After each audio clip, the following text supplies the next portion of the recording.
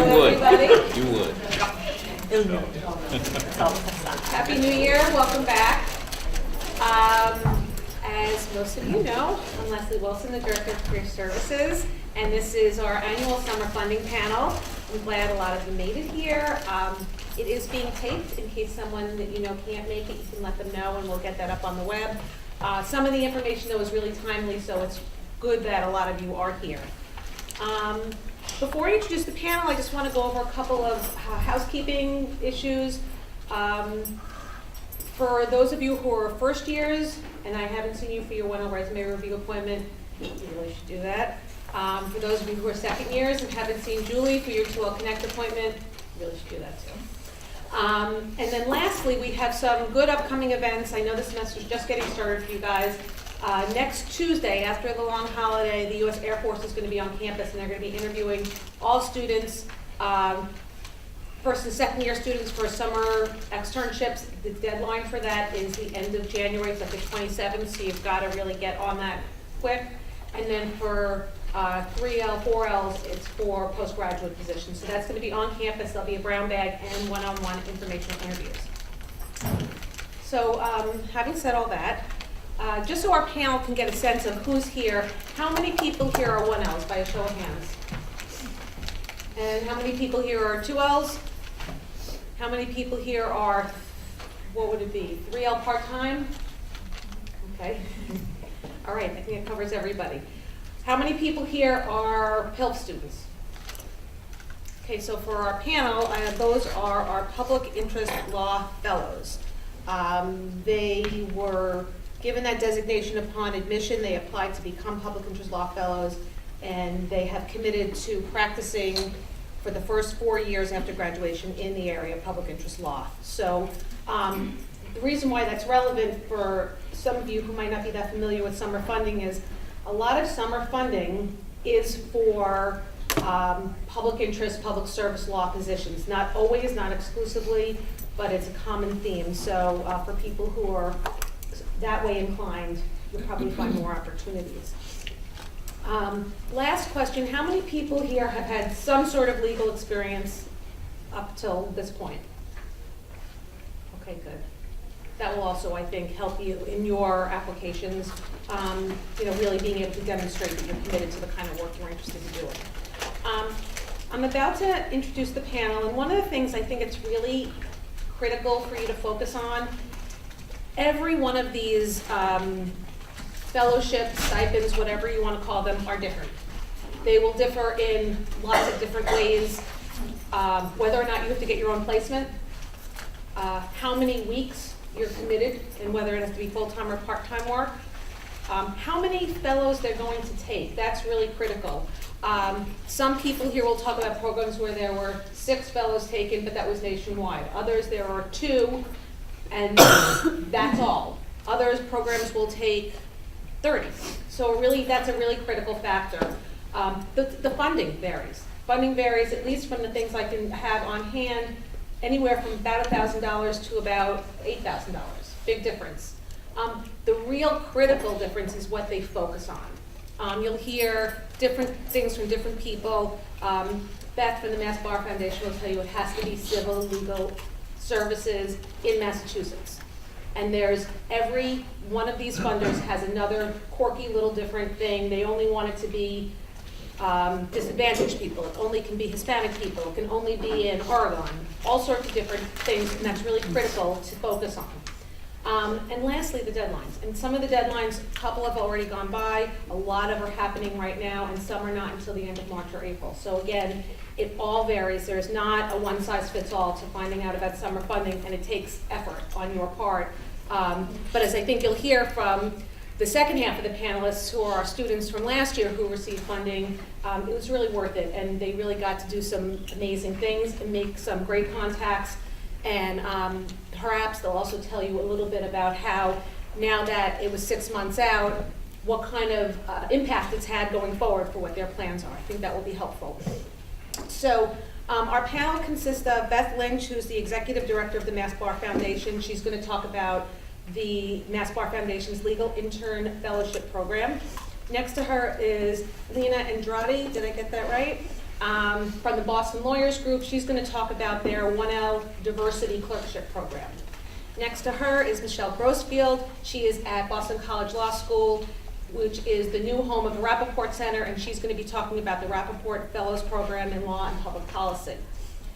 Then, most of you know the next person, Mike Duenas, class of 16. He spent last summer doing an AFL-CIO Law Student Union summer program.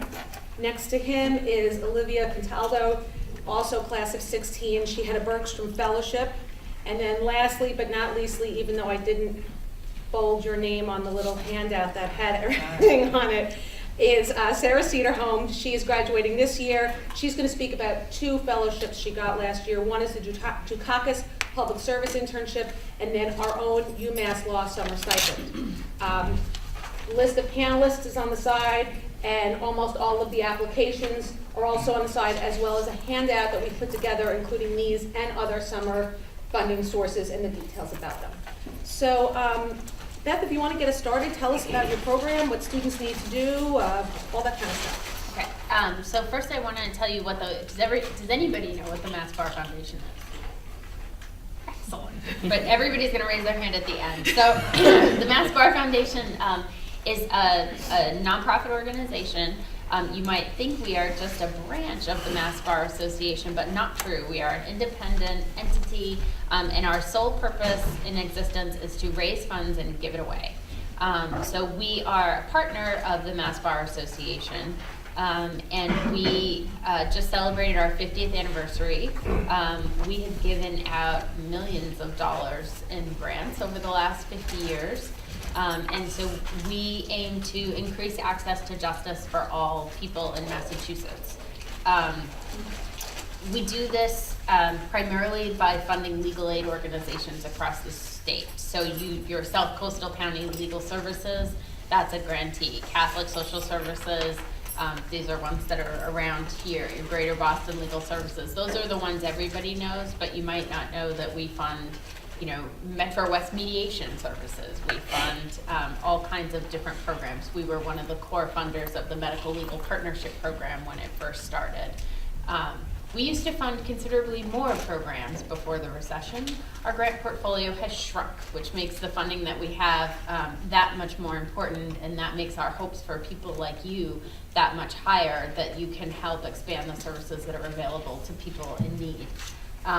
In our grant portfolio this year, we did $2 million to 56 nonprofits all across the state. Those are 56 potential internship locations for people who are aspiring attorneys.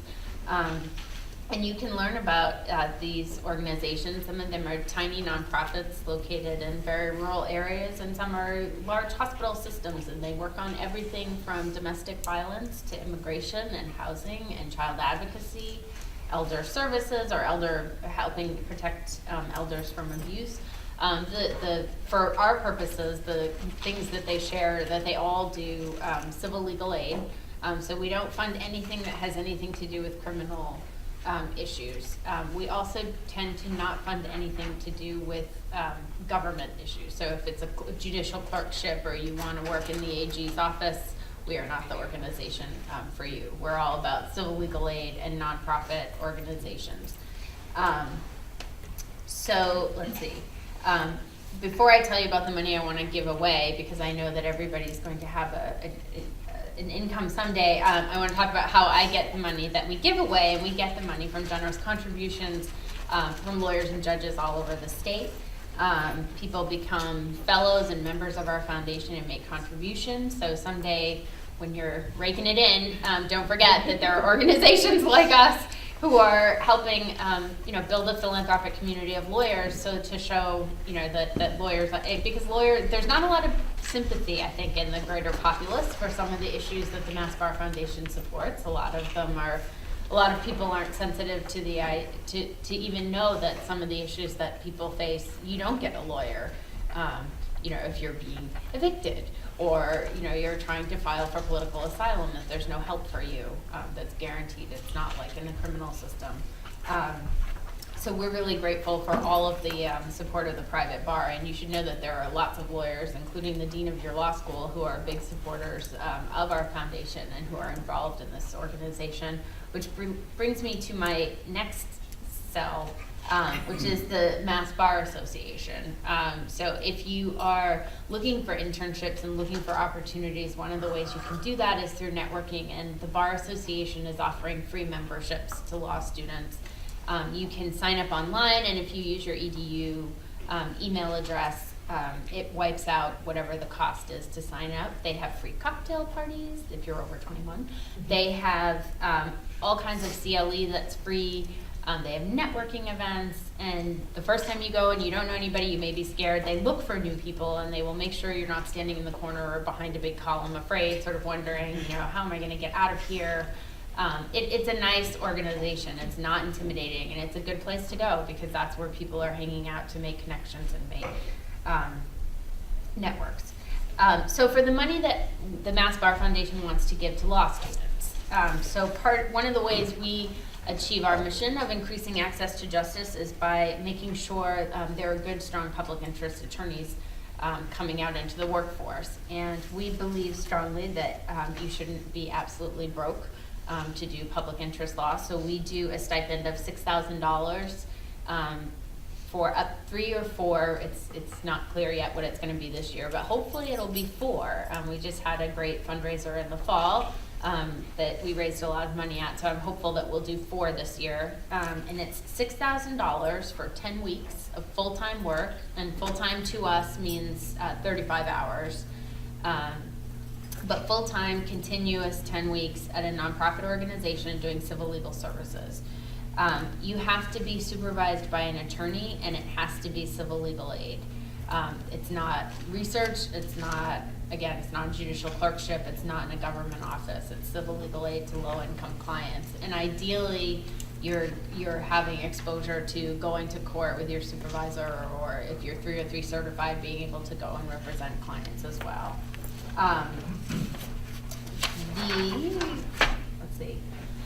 We don't provide the placement, so you have to find the placement. If you don't know where to start to find your own placement, the first place I would go after career services here is massbarfoundation.org and go and follow the links to grants and look at our grant list, because almost every single one of those programs, except the ones that do judicial education or mediation, are civil legal aid providers. And you can call or email me, and if you can give me a region and an area, I can give you some ideas of places to call. Most of our grantees, and you're not limited to our grantees, there are other organizations, many of whom used to be grantees when we were more flush with cash, who are still doing great work and are wonderful organizations to work for, and we can help connect you with them if you want that kind of assistance. So email and ask if there's something you wish you were doing. There's a lot of great stuff on the Cape. I've said it the last few years running, we have not had someone from this law school win this fellowship in several years. And I really think it's time, it's here, it's money on the table, and my only job is to give this money away. That is a challenge. Someone in this room should make it their business to write a great application, and I think Beth will tell you it's not going to kill you to write this application, but it's time. And you have time to write the application. The applications are due March 13th. The focus of the application is about yourself, so this is a good one. This is not one that requires extensive research. We've tried to keep the questions relatively short. There's a page limit. There's a font size. We like the font nice and big for the review committee to look at it. And they're looking for a really compelling essay and someone who's got a purpose and a point and a plan. The application process is on our website. Everything's on the website. So you want to go to, there's even a quick button when you get on the website. It's like law students, money for the summer. So it's really easy to find it. And you just fill it all out online and you submit it. We are still, we need the applications in hard copy. I'm sorry, we're just not ready to do it all electronically yet. This is a competitive process. We don't have stipends set aside like one per Massachusetts law school, but we do get I would say about 20 to 30 applications. The vast majority of them come from Massachusetts law students, or most of them are going to Massachusetts law schools, or they're from Massachusetts and they want to come home for the summer. So the odds are good. 4 out of 20 or 4 out of 30 are excellent odds. You can combine this award. So if you get another fellowship from another source, you could cobble together, even more than 6,000. I know some fellowships have limits on the cap, but we hope that you can add to this and have a great summer. You can use this money towards the work-study match. We pay this fellowship directly to the organization, then the organization can pay it to the work-study match. So there are lots of things we hope that you can do to multiply this money into more money. We don't have a set tally, we don't have a set checklist of things that you have to do. This is a subjective process. So if you are a good writer and have put together a good application, your odds are pretty good for this. It's also hard for me to say, here are the things that the committee looks for, because the committee changes from year to year, the issues change from year to year. So it's really, the ball's in your court to design an internship or to come up with a plan for yourself and then make the case to the committee that we should fund your summer. Plus side, no interview. So you don't have to worry about panicking and flaking in a committee level interview. We do this fast. So as long as everything is in on March 13th, and they have to be in on March 13th, there's no extensions, no exceptions unless there's a blizzard. And there was once a blizzard, but there probably won't be a blizzard again. But we're totally serious. 5 o'clock is the absolute deadline. I go home, we lock the door, I'm not there. It's 5 o'clock, March 13th. But since we get all that in, we will tell you by April, we say April 30th, but it's even earlier than that if we get everything together as fast as we can, so we won't leave you hanging. And most of the grant organizations know about this program. So if you reach out to a nonprofit organization in Massachusetts that does civil legal aid, they already know about this program and they will help you with the application. And some people will make an internship offer contingent upon it, right? So they don't have any money to pay you, and you can say, well, will you make a commitment to have me work with you if I can secure outside funding? So that's also a good way to kind of work with the organization you want to get yourself set up, and then not have to do a volunteer internship with no money. I always like to offer my best of hints. Again, your application has to be complete and submitted all together, all at the same time, all in one envelope, in an envelope, not in a stack, not clipped together, not in a binder clip, not in a file folder, in like an envelope that closes. But everything has to be in the envelope together. Because all the applications come in together, you are risking, we have a huge staff, it's me and one other person, and you're risking it. If you submit things piecemeal, you're assuming that I can manage to get all your stuff together and get it in front of the review committee. So don't leave that up to anybody else. Take care of it and make sure it's together. Make your essays brief, not so brief. We had one this year that was like 3 paragraphs long. Oh my God, it was like a cover letter. It's not a cover letter. It is still an essay. Have someone else read it. If not, Leslie, have somebody who's not in law school read it to make sure it makes sense. Because some of these things you might feel very lofty, very scholarly while you're writing it, and then you read it the next day and it doesn't make sense anymore, or you miss some whoppers in the proofreading.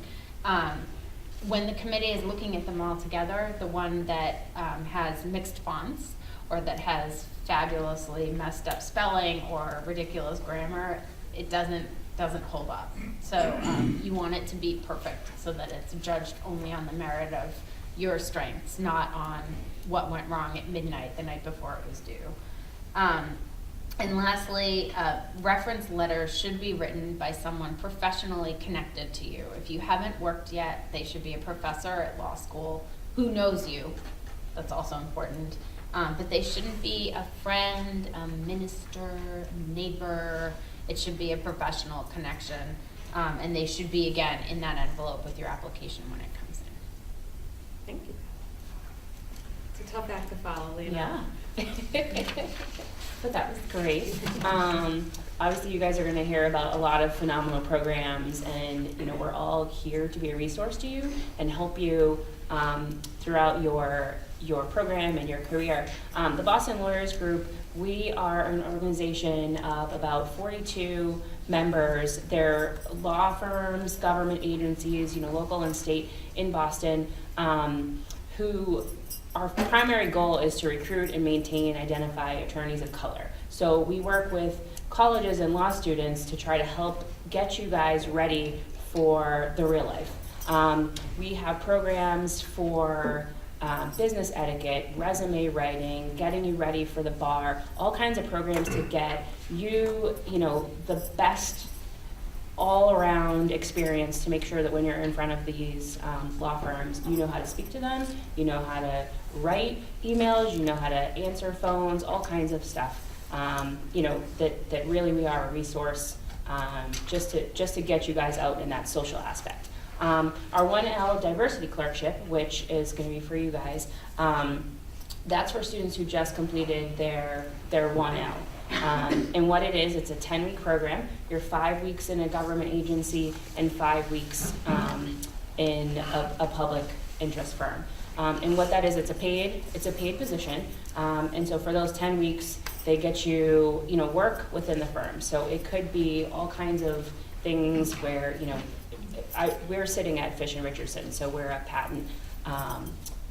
They're a patent firm, so you could be doing work on patents and writing different programs and things like that. So each of these organizations will give you a different role, just so that way you can get a sense of what it is like to work in these law firms. And what's great also for you guys is at the end of the summer we have a big job fair, and that's kind of the big hoorah of the end of the year. You guys actually get to interview with these law firms that are part of the Boston Lawyers Group. And what's nice about it is you get in front of them before your OCIs, and it's small and intimate. Last year, I think we had 430 something applicants, and about 130 got selected to actually come in and interview. So you have direct access to these guys. And it's really cool to see the interactions, and then also you guys get offer letters pretty quickly to come in and work with them the next year. So there's lots of room for employment for you guys, and even if the 1L clerkship, the applications are over there. If you guys are interested, you do have to apply. We use Simplicity, so you'd have to send in all of your information through Simplicity. We collect it all, we send it off to the employers, and then they select, here's who we would like to participate in the programs, and then that's the process where we contact you, hopefully you all say yes, and then that program starts in the summer. So between the 1L clerkship and the job fair, those are two huge opportunities for you to try to help get you employment. And throughout the year, so even if you're not sure about one or the other, we do have all kinds of networking events. And these networking events, each one of our firms host these events. So you're always going to be in front of employers, which is excellent because you're having that one-on-one dialogue with junior associates, with partners, folks that they're going to start meeting you, and if you keep coming to the events, I remember you. They want to know more about you and what you're looking to do, so that, hey, come job fair time, they remember you, they saw you, they've had that conversation. That's just going to be more insight and a little push to get you in front of them. I think we talked about, so we do some lunch and learns where we'll have panels like this where you can talk to the attorneys, ask them questions. What's it like to pass the bar? How do I study? What's it like being an attorney of color in Boston? There's lots of different opportunities for you. Again, I mentioned the networking luncheons that we do. We do some stuff with the when you said the Mass Bar Association, we do a lot of events there as well. We've come in, we did a networking event. So, you're all in a room full of strangers in that first meeting, and you're like, oh no, how do I talk to people? What do I say? So we kind of do some interactive sessions like that, resume writing, business etiquette, all those things, again, that we teach you just to get you ready for those interviews, and those big next steps. So there's a lot of social aspects to it too.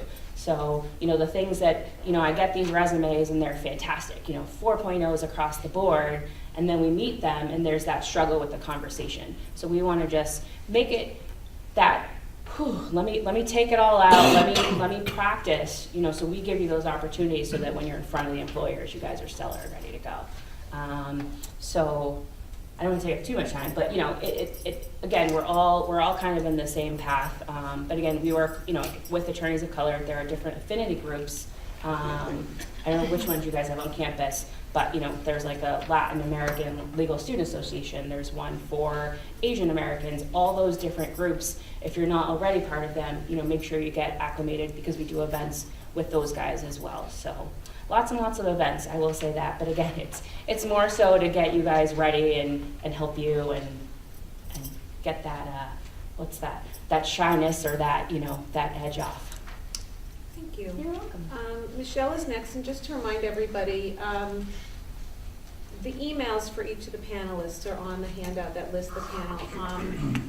My experience is that people who are funding any kind of grant, any kind of fellowship would actually like to talk to the people who are applying to answer their questions in advance, make it worth your while, make it worth their while. So if you do have questions, I think I would take them up on their offers to reach out to them if you think that it could help you. Michelle, welcome. Great, thank you. I'm happy to be here. It's my first time at UMass Law, so Yay. it's nice to visit campus finally. So just to give some background, so the Rappaport Center just came to Boston College Law School. We're very excited to have it here. It's a new exciting chapter for us. It's a new exciting chapter for the Rappaport Center. My regular role and what will be my ongoing role is as the Associate Director of Public Interest and Pro Bono Programs at BC Law. So I am currently involved on an interim basis in the center, but I will not be the person going forward as we work to staff and fill those positions. We do have a faculty director in place. We do have a committee to review all of your applications for those of you that apply, to get the summer series up and going. So all of that will be in place so that this summer is wonderful. But I just wanted to give you a little background on me first, as you'll be involved with me, on this, I guess, this year, but next year there'll be new people in place, so just so you know. So the Rappaport Center Fellowship for the summer is a 10-week paid fellowship. It's a really wonderful opportunity for students that are interested in state and local government placements in the greater Boston area. We are looking for future leaders, those that are really involved and interested in public policy issues in the greater Boston area, and we provide a lot of mentorship and support to the fellows. The stipend is $7,000, which is pretty generous as far as summer stipends go. And we are looking for people who already have some idea, obviously, of what public policy issues they are most interested in, maybe some experience from past internships or courses or different programs they took in undergrad or in between undergrad and law school, evidence of that on the resume, in the personal statement, and also some ideas of what offices in the greater Boston area you are interested in working in. So I strongly advise those of you that are considering this fellowship to look in advance at the listing of local and state government offices. Let the career office know if you have questions about how to do that. I would suggest psjd.org doing an advanced employer search if you are really lost as to what offices you could potentially apply to. We will help fellows that are selected find placements, but we're also looking to see in your materials, in your personal statement, that you've already taken some positive steps to identify the offices whose work is most in line with the type of public policy work that you want to do this summer. So in addition to the 10-week just internship, we also do a Wednesday policy series, and so that's a requirement for the fellowship. So it's every Wednesday from about 5:30 to 7:30. It's a great opportunity to meet lots of different leaders in local and state government, hear about interesting policy issues that are going on and being considered. And there's also some field trips. I know last year I think they went to the MBTA, which apparently was a great field trip that they took. They were all really excited to talk about that. I've never been there, so I can't speak to it, but it sounds fun. So, so I imagine that'll be another trip this year. So, the mentor program that accompanies the fellowship. I've heard just wonderful things from the students I've worked with, whether it's BC Law students or Boston University students where I worked before BC Law, have really been paired up with some fantastic mentors who are true leaders in local and state government and have oftentimes stayed their mentor throughout their career, even after law school. So it's really kind of invaluable in that way as well. So, have some ideas about the placements again, take some positive steps. Maybe you have some interviews coming up in the government and public interest job fair. If you do, put that in your personal statement. If you've already accepted an offer from an office that you ideally want to work for, put that in your personal statement. Make sure that your personal statement really identifies your policy interest area, where that came from, how that's reflected in your past experience, and that it's in Greater Boston. That is a key component. So we're not, looking to launch people who want to maybe go back to California and be policy leaders there. We're really looking for future leaders in the Greater Boston area at the state and local level. The other thing I would say is that you want to make sure your resume demonstrates what you're talking about in your personal statement. So sometimes in the past I've heard there's been a disconnect between the personal statement and the experience reflected on the resume. So you really want to make sure to present a cohesive, complete application where your public policy interest really rings true throughout. So that would be a tip I'd have for you. In addition to that, the Rappaport Foundation website has tons of information on it. They have a public policy fellowship as well that is at the Harvard Kennedy School. You can look through past fellows there. This is the Law and Public Policy Fellowship, so it is a bit different, but you can read about the mission of the Rappaport Foundation. They are the funders for the center. And I think it's important that you do that and that you connect your personal statement with their mission as well. So those are definitely some things to consider. For 1Ls, we ask that you submit your grades from the fall semester. I don't know if you have those yet here or not, but if you don't, you can certainly indicate that you'll provide them as soon as you do have them. And then also your transcript from undergrad. So it's a very competitive fellowship. We usually get around 90 to 100 or so applicants, and 12 fellows are selected for the summer, just to give you an idea. So we're hoping we'll have similar interest this year as well. There is an interview component, so the deadline is next Friday, January 23rd at 5 p.m. You upload your materials on MLSC Simplicity. That's all in the paper application that's over there on the table for you. And definitely let Career Services know if you have any questions about that. An email from me is located on that form. Please let me know if you have any questions. I do suggest you try to upload some components of your application prior to the deadline just to make sure you have no issues uploading them, especially when it comes to your undergraduate transcript if you're a 1L. And again, email us if you have questions. We'll help you with that process. And then after the deadline passes, we will have the faculty director and others reviewing the applications, selecting those who will come in for interviews. The interviews will be held in February at Boston College Law School. We'll interview a good number of applicants and then let people know, hopefully by early March, late February, whether or not you've been selected as a fellow. If you have a placement or you get a placement during this process, please email me, keep us informed. We want to hear if you accept an offer or you're interviewing anywhere. And if you don't have a placement, do that work to identify what the appropriate placement would be, and we will help you as much as possible to obtain a placement, hopefully by mid-March. Perfect. So now you're going to hear from the other side of this process. 3 students who received summer funding from different organizations, each of them with a different process, a different timeline, a different focus, a different idea of what funding means for the summer. So Mike, why don't you get people started and tell us about your internship with the AFL-CIO. Okay, so I think it's important for me to point out that I didn't find this internship on my own. the first step was actually going to talk to Leslie. So do yourself a favor as 1Ls, go in there and have your meeting. It would be highly beneficial to you if she knows what you're interested in. That way she can point you in the right direction as she did with me. It was early on, the application process hadn't started yet, but it was definitely on my radar. And then once I got to it, I was able to submit it on time, and they called me for an interview. But the first step was meeting with Leslie. So I highly encourage you guys, if you're 1L, to do your 1L meeting with Leslie. If you're a 2L, to meet with Julie. That's very important. You might think that you have all the information, but they're probably gonna have that information and then some. So it'd be good for you guys to go in there and meet with them as soon as possible. So the internship itself, it's a national internship, and they take 6 students.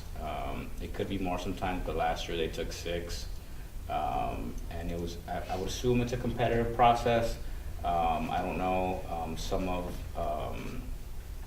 the other students were from top tier schools, UC Hastings, Harvard, Columbia. These were some of the schools where the interns went to. I tell you this not to, I just want to encourage you guys, regardless if you think, well, UMass, we're new, we might not be able to get it, or I might not be able to get it because I go to UMass. That really doesn't matter. I think you should, I highly encourage you to apply. Give yourself an option. And don't let the fact that we're a new school prevent you from applying to a national internship or a great internship here in the state. You're shooting yourself in the foot by not applying. So the internship included housing, it included transportation, and included a $600 weekly stipend. So what they did was, first they flew me out to DC where we had training. 2 days training, they put us up at a hotel. We were able to be at the AFL-CIO's national office. It was a great experience. It was like a block from the White House. It was really awesome. We had meetings with the AFL-CIO's national, I think he's a president, Richard Trumka, and he sat with us for an hour, also an attorney, sat with us for an hour, talked to us about national issues, which was great. They allowed us to be in the room with, this guy meets with the president on a regular basis to discuss labor issues. So it was a really great experience there. From there, we all went to different locations throughout the country. A couple people in California, some in Detroit, some in New York.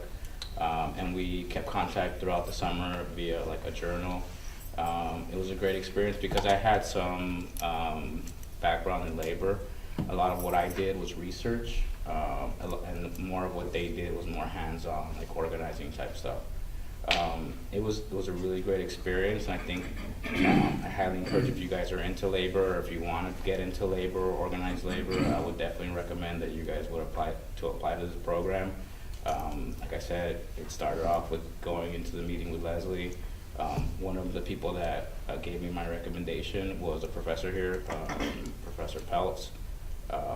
Spoke highly of me, and thanks to him and thanks to Leslie and a couple other folks, I was able to get the internship. So I definitely think it'd be good for you guys to apply if that's what you're interested in. I can give you more detail if this is something you're interested in, about my personal experience. I also want to point out that during this internship, something clicked, and everything we were talking about in these meetings, a lot of it had to do with immigration. As a result of my internship, halfway through the summer, I decided to apply to reach out and find out if the immigration clinic still had spots available. They did. I was accepted, and now I'm in the clinic, which has been one of the most rewarding experiences that I've had here in law school. So your internship is it can potentially help you figure out what you're gonna be doing moving forward, or it could tell you what you're not gonna be doing. It could be an experience that well, I definitely don't want to do this. But I didn't want to do immigration before. I was totally opposed to it.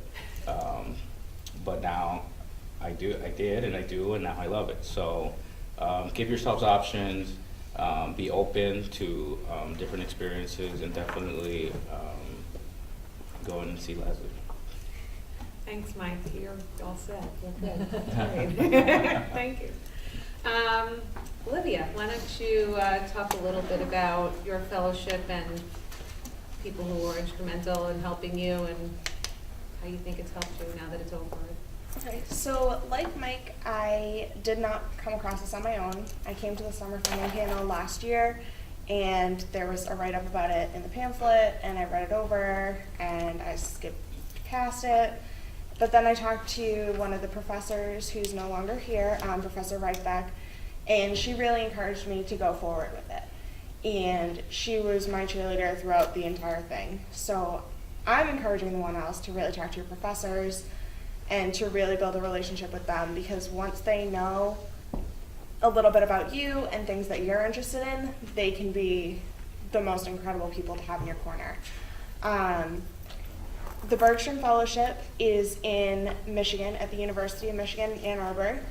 They fly you out for like 4 days-ish. You go through day-long trainings every day, and then they send you back to do your internship. They will help you find an internship, but they would prefer if you had one.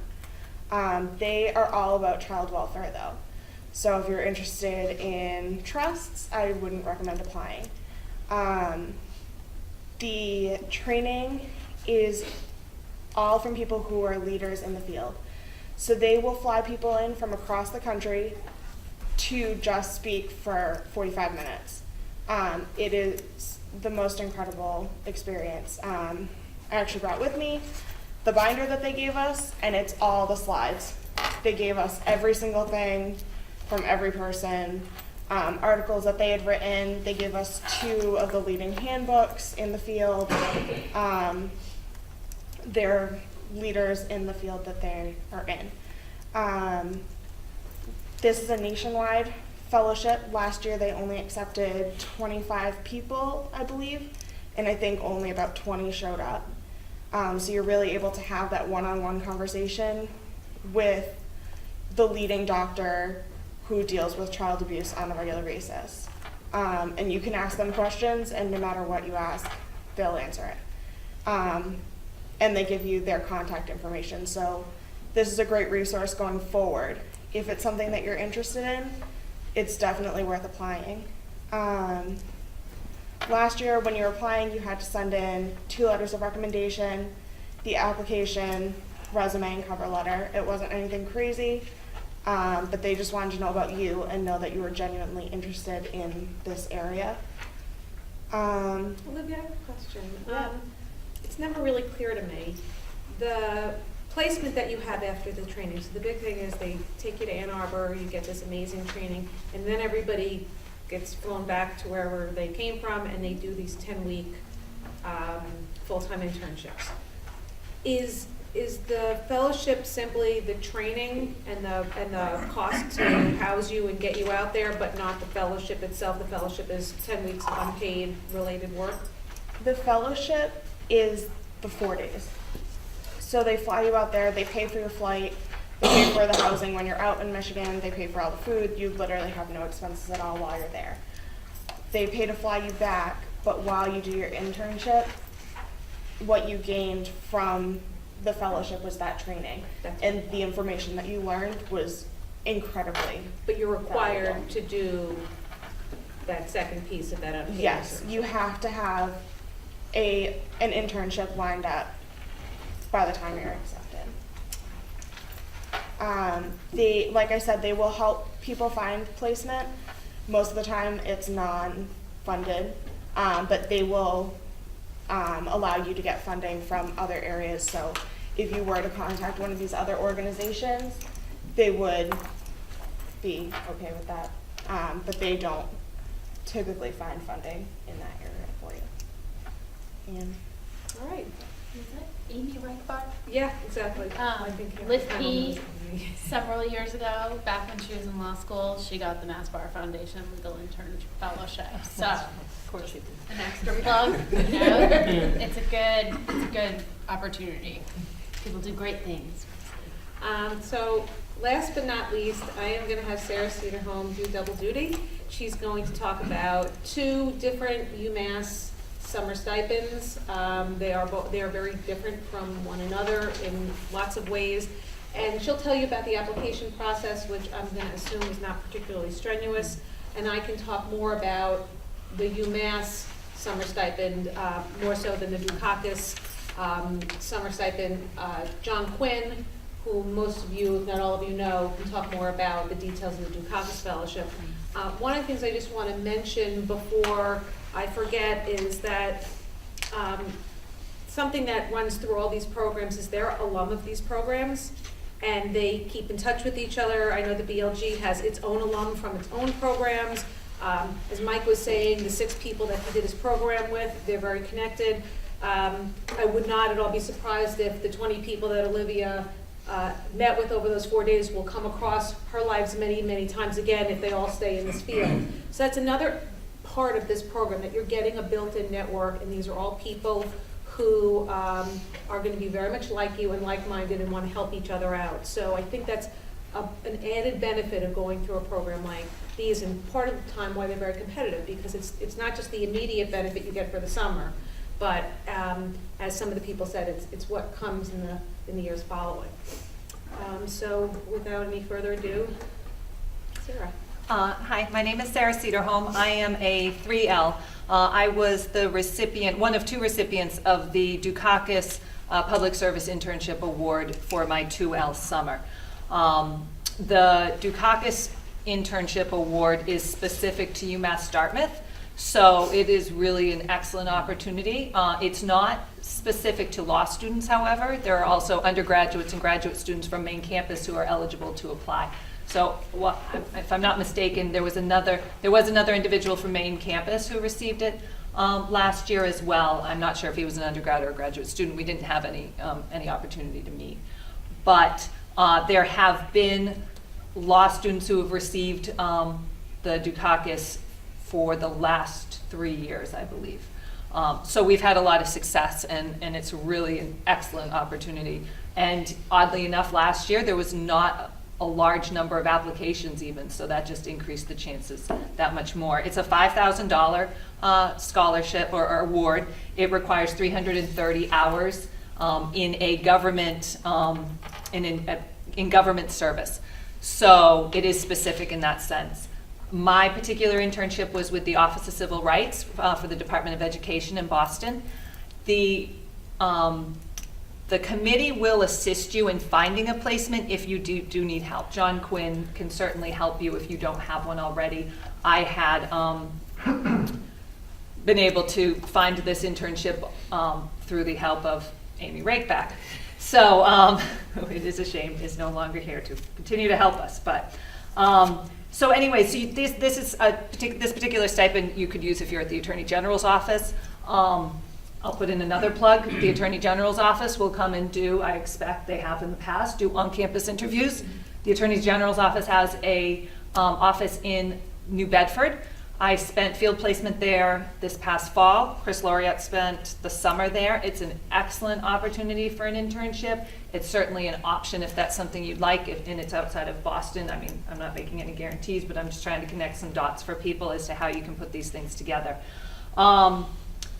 The application process for the Dukakis is not onerous. It requires an essay, which is actually only about 500 words, so it's not particularly long, but what they're looking for is experience and commitment to public interest. Regardless of whether you have specific past experience that you can speak about or whether you have goals in the future that you can speak about, my best piece of advice is probably just to really make it genuine and make it something that really you own. From speaking to Dr. Roy, who chairs the committee, they really pay a lot of attention to that essay. It's not just a formality, and it really is their only opportunity to gain some insight into what you think is so important about leadership and public interest. So it's not long, but I encourage you to take the time to write something that's really meaningful and reflects what you're all about. And then also, in addition, it's just getting your transcripts ready, getting a letter of recommendation, and I'm going to reiterate what Olivia said and even Mike said. To establish a relationship with a professor is absolutely essential at this point in the game, because that's who's going to be able to write a letter on your behalf, whether it's for an internship, whether it's for your application for a job. And if somebody can't speak about you in such a way that it captures the reader's attention, it's really, you're doing yourself a disservice. We're such a small school, and I think that I highly encourage you to take advantage of that fact. It's not hard for your faculty members to get to know you, but you have to walk through that door, and you have to sit down in front of them, and you have to tell them what you're interested in or what you think you're interested in. Oddly enough, as Mike said, these scholarship opportunities are a great way to find out what you do want to do and what maybe you thought you wanted to do, but now don't necessarily want to go that route anymore. I was sure that Office of Civil Rights and the Department of Education, this was the track, and I needed to learn what I needed to do to get in there. I had an amazing opportunity and an amazing time there with a fantastic mentor, but I realized that might not exactly be, it wasn't what I thought it was going to be. I'd had a picture in my head, and now I knew. So rather than spend the next 3 years post-grad trying to chase this dream, to me, that is absolutely as valuable as finding out exactly what I do want to do. So anyways, the application process is not onerous. It's a small committee. The application due date is March 6th, so you have plenty of time to get it together. They make a decision very quickly within a couple of weeks.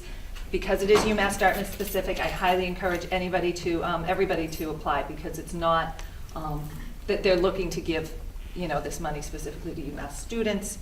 And as far as the summer stipend, the summer stipend allows up to twice as much as the actual award. So for me, last year, the summer stipend was offering $3,000 to students. Because the Dukakis was $5,000, I was able to apply for $1,000 of a summer stipend, which is also a very, not simple, but not onerous application process. Very simple. And I'll let you speak to whatever the details are about this group. Yes, so as those of you who read your email this morning know, we got out our UMass Law Summer Stipend application yesterday afternoon. As Sarah alluded to, the exact amount of the stipend changes from year to year. It depends on the funding we can get, and it depends on what the applicant pool looks like.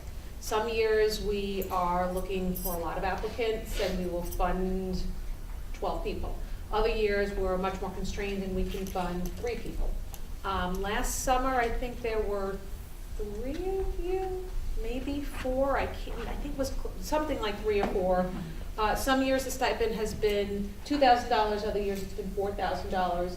This year we are guaranteeing stipends no less than $2,500 and probably up to $4,000. It will depend on the quality of applications and things of that nature. 8 weeks full-time work in public interest, public service work. All the details about what level of student you have to be, what your employer's like, what the work is like, it's all in there. It's a 1-page guidelines and 1 page of an application. One of the things, as I was mentioning earlier, that varies from funder to funder, for ours, you do not have to have your placement all set. There will be a lot of applications where you have to know who has offered you a job and you have to have accepted that opportunity. What we require is that you have been in touch with the 2 potential placements that you're considering. They know that you're interested, they haven't promised you anything, but there's discussions going on. You have to have certain academic indicators and things like that. The essay is like 300 words, and it's really, again, it's about you, it's about why you're interested in doing public interest work over the summer and why you're interested in the particular opportunity that you're asking us to fund you for. And the hours so the Dukakis required 330 hours. You can use the same hours to fulfill each requirement. So you're not talking 330 and then plus another, 350. Right? And for me though, the hours are not, the hours that you use can't count as your PILF hours in addition. So there's no double dipping on that, right, Kelly? Right. Okay. And the one thing I forgot to mention about the Dukakis is they prefer that you complete it within the summer, but you can carry over some of those hours into the semester if you needed to. So depending on, if for whatever reason your placement couldn't start till later in the summer, I would caution about carrying too many hours into the semester, because that fall semester, whether you're a 2L or a 3L, can require a lot of your time. But, there is a little bit of flexibility with this one. I want to throw in something about my process. So I didn't have an extensive essay part of it. It was more like kind of like a job application from what I remember. But I do remember the important part was the phone interview. So for me, what I did is I before the interview, obviously we coordinated the specific time. I went into one of the rooms upstairs and I got the whiteboard and I wrote out everything that I wanted to talk about. And I kind of clustered it. So when I was doing the interview, I made sure to touch on all of these different spots so they knew my experience and what I wanted to get out of it. So if you do have some kind of interview, whether it be in person or over the phone, make sure that you know what you want to say and you find a way to work it into your questions, because if you know the area more or less, you're going to kind of know what they're going to ask you about, right? And if you don't, maybe some of the people in the room could probably help you. And that way you make sure you touch on those subjects as you're interviewing and it's in your answer. So I think that's important too, for those of you that are going to be applying and there's going to be some kind of in-person or over the phone interview. Yeah, both Julie and I can help you with that. Julie probably has a little bit more of a knack for it than I do, and many of you have already worked with Julie about interview prep. But that's absolutely a really good pointer, and that goes for any kind of opportunity that you're interviewing for, including a field placement or a post-graduation job. So I know I promised everybody that we'd be done by 1 o'clock. I wanted to ask the other panelists if there's anything else that you wanted to share or any more. I would just like to say, I forgot to mention, this is the first year that UMass Law has been invited to participate in the Rappaport Summer Fellowship application, and we are really thrilled about that. We are very excited to receive lots of strong applications from all of you. So welcome to the process, and we look forward to reading your applications and interviewing you. And for those of you who are PILF students who are really focusing on state government, there's no reason why you can't write strong applications. John would be very eager to work with you, talk with you about the process, and I think it goes for all of the people here. So I want to thank the panel, and I want to give everybody some time to come up and ask individualized questions if that's what they want to do. So thank you all for coming. This was